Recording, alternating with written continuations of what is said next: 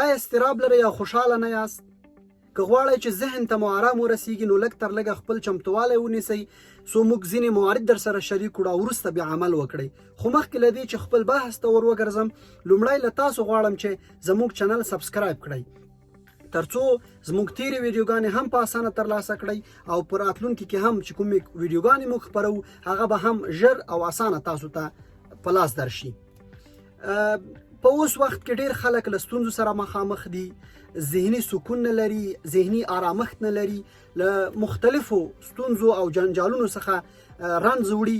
له همدې امله ما وغوښتل چې ذهن ته د خوشحاله ورکولو په اړه خبره وکړم، د ذهن د راضي کولو په اړه خبره وکړم او ذهن ته د آرامښت د ورنصیب کولو په اړه خبره وکړم. ځینې موارد ما دلته راټول کړي دي، غواړم چې هغه تاسو سره هم شریک کړم. که چیرته کار پرې وشي، مسلسل روزمره کار پرې وشي او تمرین شي، نو زه ډاډمن یم چې نسبتاً به تاسې ته ذهني سکون ورسیږي او ذهني آرامښت به درته ورسیږي.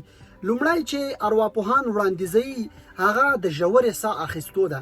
کله هم چې زړه تنګ شوئ، فکر مو وکړ چې ذهني سکون نه لرئ، په تشویش کې یئ، اضطراب لاندې کړی یئ، په اندېښنه کې یاستئ، تاسې ساه واخلئ. ساه داسې واخلئ چې خوله بنده کړئ د 4 ثانیو لپاره او بیرته خپل تنفس د 8 ثانیو لپاره وباسئ. دا فعل تاسې کولی شئ چې د 4 ځلو لپاره له ځان سره تمرین کړئ، خصوصا په هغه وخت کې کله چې زړه تنګي وي، خلق تنګي وي یا هم له مختلفو ستونزو سره مخامخ وي. تاسې کولی شئ چې د دغه تمرین په واسطه سره خپل زړه تنګوالی، خپل زړه تنګون او خپل هغه ناراحتي چې ستاسې په ذهن کې او ستاسې په وجود کې ده هغه له منځه ویسئ. دویم، تاسو د خوب حس پیدا کړئ. کله هم چې خسته شوئ، خفه شوئ یا تنګسیا لاندې کړئ، تاسې د یو څو شیبو لپاره د خوب حس په ځان کې پیدا کړئ. فرض وکړئ چې تاسې همدا شیبه ویده کیږئ، له همدې امله خپل روان، خپل روح، خپل دا درون مو داسې آماده کړئ چې تاسې ویده کیږئ.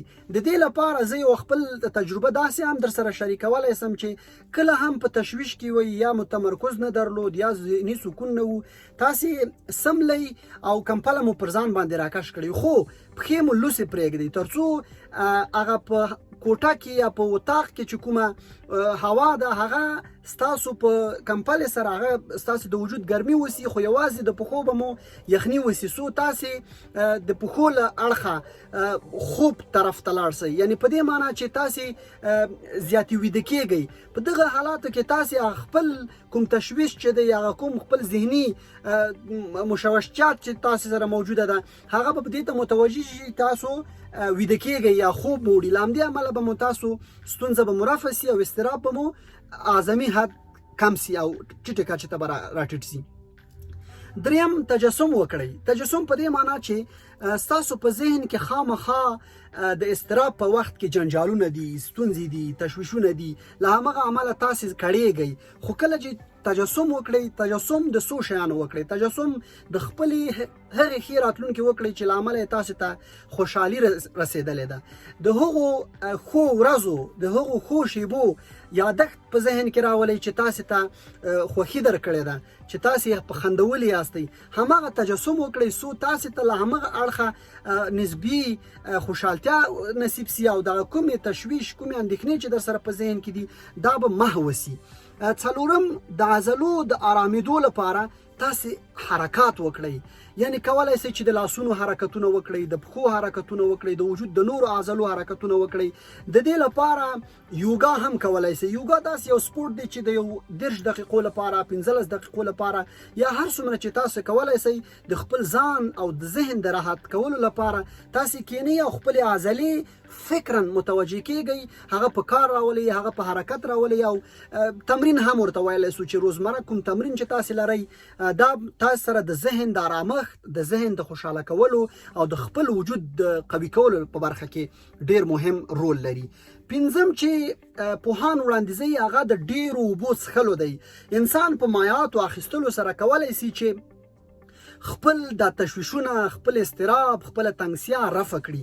تاسې کله هم خفه شوئ یا غوسه وئ یا مختلف ډپریشن لاندې کړي وئ، تاسې په هغه مهال کې ګیلاس اوبه واخلئ، یخې واخلئ، ګرمې واخلئ، څو د مایعاتو له اړخه تکمیل سي، وجود مو پوره سي، او هغه کوم تشویش چې له تاسو له امله ستاسې په وجود کې دی، ستاسو په ذهن کې دی، غوسه ده، نور باعث لاملونه باعث شوي دي چې تاسو ته غوسه درلودلې ده یا په اصطلاح ګرم یاست، هغه به ستاسې رفع شي او هغه به له منځه لاړ شي. نو په دې سره هم ستاسې تنګسیا له منځه ځي او ذهن ته مو ارامښت رسیږي او ذهن مو خوشحاله کیږي. بله برخه چې داسې خواړه وخورئ چې هغه ستاسې د تنګسیا، ستاسې د خوشحاله ساتلو، ستاسو د ذهن د ارامښت لپاره مهمي. کولی شئ چې بعضې وخت له ماهیانو استفاده وکړئ، میوې وخورئ، یا هم هر څه سره چې تاسې عادت یاستئ. زه خپله له انارو سره عادت یم. کله چې هم سټرس مې لاندې کړي، غوسه راسي، اضطراب مې لاندې کړي یا ذهني تشویش را سره وي، نو زه که چېرته میوه وخورم یا فرضاً خپله مشخصاً انار وخورم، نو ما ته داسې ذهن مې ایسېږي، هغه مصروفېږم ورسره، د هغې په سپینولو، د هغې په ځان ته برابرولو کې هم ما مایند یا زما فکر په بله بدلېږي. له همدې امله زما ته ذهني آرام رسیږي او ذهني سکون رسیږي او کوم جنجال چې له ما سره دی هغه پرې له منځه ځي. بل دا دی چې تاسې د خپلې خوښې وړ کارونه وکړئ، هغې کې ګډون وکړئ. که څه هم په ټولنه کې تاسې ډېر داسې څه به لرئ چې هغه ستاسې د خوښې وړ وي، که هغه خبرې وي، که هغه مطالعه وي، که هغه فعالیت وي، که هغه په رضاکارانه فعالیتونو کې ونډه اخیستل وي، که هغه سپورت وي، که هغه له ځان سره هر ډول فکر چې تاسې لرئ، خو چې له تاسې سره تړلی، ستاسې د خوښې وړ، تاسې ته په زړه پورې، تاسې پکې خوشحاله کیږئ، په همغه کې ونډه واخلئ. ښه په جرأت باندې، ښه په پراخ نیت باندې، ښه په پراخ ذهن باندې، څو ټولې ستونزې خدای تعالی ستاسې رفع کړي او ستاسې هغه ستونزې او جنجالونه حل کړي او ذهن ته مو ارامښت او سکون ورسیږي. اتم وبخئ، که څه هم موږ د مایعاتو په برخه کې کافي بحث وکړ، خو د مایعاتو د وجود ته د کافي مایعاتو رسیدو لپاره ستاسې وجود په خپل ځان باندې پایېږي. څو د اوبو له اړخه، که هغه چای وي، که هغه قهوه وي، که هغه شیدې وي، تاسې کولی شئ چې په دغو حالاتو کې کله چې خفه وئ یا غوسه وئ یا هم مختلفو ستونزو لاندې کړي وئ، تاسې اول یخې اوبه وڅښئ. که چېرته په یخو اوبو نه راحته کېدلی، چای نه استفاده وکړئ، کافي چای وڅښئ، خصوصا شین چای چې په هغې کې یوه داسې ماده ده چې تاسې ته ارامښت رسوي، ستاسې ته سکون در رسوي. دغه راز شیدې برکتي دي، کولی شئ چې له شیدو ګټه واخلئ. او که کله هم غوښتل مو چې ډېر له اندېښنو، ډېر له تنګسیاو، ډېر له ذهني تشویشونو رفع اوسئ، نو قهوې نه هم استفاده کولی شئ. نه هم تاسې د خپلې خوښې ارامه موسیقي واورئ. کله هم چې چا خفه کړئ، زه په دې باندې پوهیږم او دا د حقیقت په توګه منم چې موږ په داسې یوه ټولنه کې ژوند کوو چې موږ هره شیبه له یو ډول نه یو ډول لوی جنجال، لوی ستونزې سره مخامخېدلی سو. موږ مو ناراحته کوي، ځینې خلک مو کړوي، ځینې خلک دروغ راته وایي، له همدې له امله موږ خفه کیږو یا زموږ د فطرت، زموږ د طبیعت خلاف کار کیږي. له همدې امله کله هم چې تاسې دغسې یو حالت ته تللی، نو تاسې خپل ځان ته وخت ورکړئ، خپل ځان سره کینئ او خپلې خوښې یو غزل پلی کړئ، یوه سندره پلی کړئ، یو میوزیک پلی کړئ، یا هم ځینې آهنګونه دي چې یوازې همغه یا رباب وي یا نور شیان وي، تاسې که اورئ چې هر څنګه تاسې ته سکون رسېدلی سي، همغه په همغې سره تاسې کولی سئ چې ارام سئ. په دې برخه کې تاسې د ډیرو نورو پوهانو ویناوې فرضاً اولئ د انټرټینمنټ لپاره، د خپل ذهن د خوشحالتیا لپاره. بعضې خلک له قرآن کریم سره عادت دي چې د هغې په تلاوت سره دته سکون رسیږي. یعنی دا خو حتمي ده، کله چې تاسې قرآن کریم اورئ، په هغې کې یو خو فضیلت دی چې تاسې د هغه اورېدلو کې ثواب درته رسیږي. بل په قرآن کریم کې داسې الفاظ دي، داسې خبرې دي، داسې هغه موضوعات د ستاسو په ذهن 100% اغېز کوي، تاسې ورته متوجه کیږئ. که کله یې بیا له ترجمې سره واورئ، نو تاسې لا ډېر متوجه کیږئ او هغه ستونزه مو د تل لپاره له منځه ځي، که نه په همغه شیبه کې خو حتما له منځه تللی شي. بل دا چې حیواناتو ته کافي وخت ورکړئ. که کله تاسې په کلي کې یاست یا په کور کې یاست، ځینو حیواناتو ته تاسې وخت ورکړئ، هغه ته خواړه ورکړئ، هغه ته اوبه ورکړئ، لوبې ورسره وکړئ، څو ستاسې ذهن ورسره مصروف سي، څو ستاسې هغه تنګسیا چې ستاسې په وجود کې ده، ستاسې په ذهن کې ده، هغه له منځه لاړ سي او تاسو ته ذهني آرام نصیب سي.